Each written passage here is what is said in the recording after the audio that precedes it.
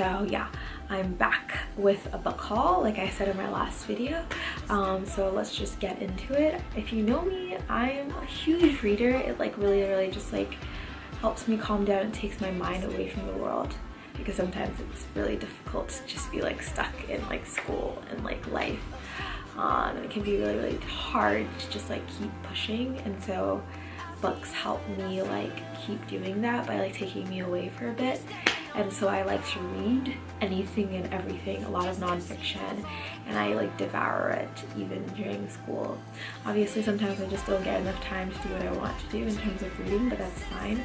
But at the beginning of this semester I like bought a bunch of books because they were just on my list, and like I kind of like build up a cart on Amazon, and then every once in a while I'll buy a bunch of the things that were in my cart, and just so that I remember like what things I want to buy all the time. And so recently I bought a lot of those things, and so I'm gonna get this started.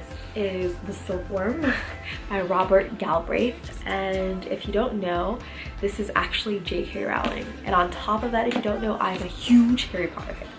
Absolute huge Harry Potter fan. So anything that J.K. Rowling has written, I loved. I love her as a writer, love The Casual Vacancy, and I'm loving this series, the detective series that she's writing. And this is her pen name, and this is the second book in the series, and it's a Cormoran Strike novel. So Cormoran Strike is basically a detective, and she's writing a bunch of novels about him. And so this one's called The Silkworm, and it's about a writer disappearing. And I read The Cuckoo's Calling, and it was so good. Like, I didn't expect who was the killer, so I'm excited to read this. Haven't had time to read it though, but I will. And when I do, maybe I can do like a book review or something. Next book is The American Heiress.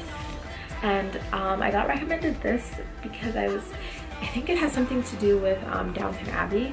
It's about Cora Cash, a beautiful American society princess. And so I'm always into like books that are like about like old British times. I don't know if that makes sense. The 1800s are like really interesting to me, and so this book takes place then, but like in the United States, which I haven't like really had any, like, well, I have, I'm lying, but like not as much experience as that, like, compared to like British. And this kind of combines both, so yay! I'm really excited to read. Book is this book by Tinsley Mortimer, and it's called Southern Charm.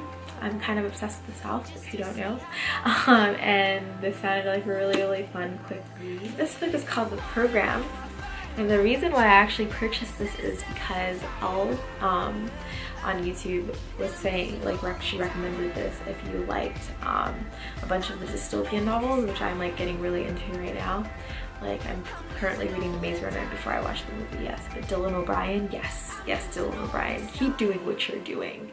Keep doing it, because it makes me happy. But anyway, back to The Program. So this is that type of book, and I'm like really excited to read that. Is Crazy Rich Asians. And so this book I've like read about and heard about for ages, and I was just like, you know what, fine, it's time for me to like freaking buy it. I've been like wanting to buy it forever, and I just always forget the name of the book, and then finally remembered, and I just added it to my cart. I was like, it's coming, it's buying. So I bought it, and it basically talks about the super elite in Asia and how that's growing and changing. It is #GirlBoss by Sophia Moruso, and she's the creator and founder of Nasty Gal, and so she's a successful businesswoman, and someone that I look up to in that sense, in being successful as a businesswoman, which is like very difficult just because it's like a male dominated field. And so yes, snaps, and the title #GirlBoss, yes, I want to learn from her, so that's why I bought this. Next thing is Complications by Atul Gawande, a surgeon's note on an imperfect science. Just random fact about me, I want to be a surgeon. Specifically, I'm really interested in neurosurgery. And one of my best friends says this was like one of her, I don't know if you guys know about the whole 10 book thing that has been going around on Facebook, and so my friend put this as one of her books, and I was like, okay, I have to read that, something about surgeons, yes. One of my like fields of study is Spanish, basically Hispanic studies, so I'm like taking a Mexican history, like Mexican class. It's it's about Mexico, from Naroko to Barco. And so we're reading a lot of like Spanish literature from Mexico, and that's really, really interesting because I'm buying books in Spanish. Sometimes I don't do all the reading, but like one day I'll finish these books, I promise. Like they seem really interesting.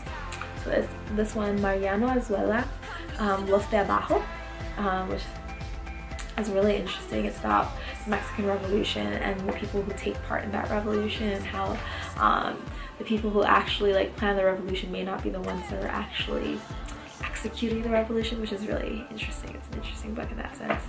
And then Pedro Páramo, Juan Rulfo, which is really an interesting book, and a novel book in the way it sets up the plot, because it like jumps around so much, from like beginning to end, so you're like always confused about where you are in the story.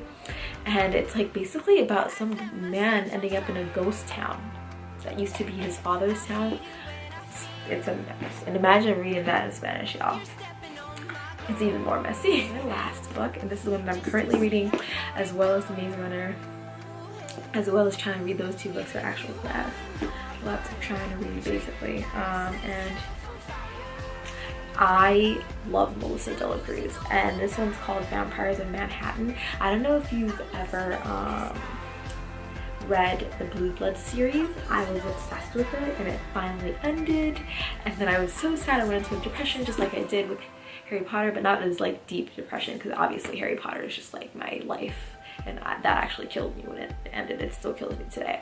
But besides the point, she wrote the new Blue Bloods novels, and those were widely successful in my heart. Like, great books. And so when she came out again with this, because I thought it had ended, and this is like a continuation a lot later about what has happened with the Blue Blood Coven, which is like a vampires in Manhattan. What has happened with them now, and who their new leader is and stuff.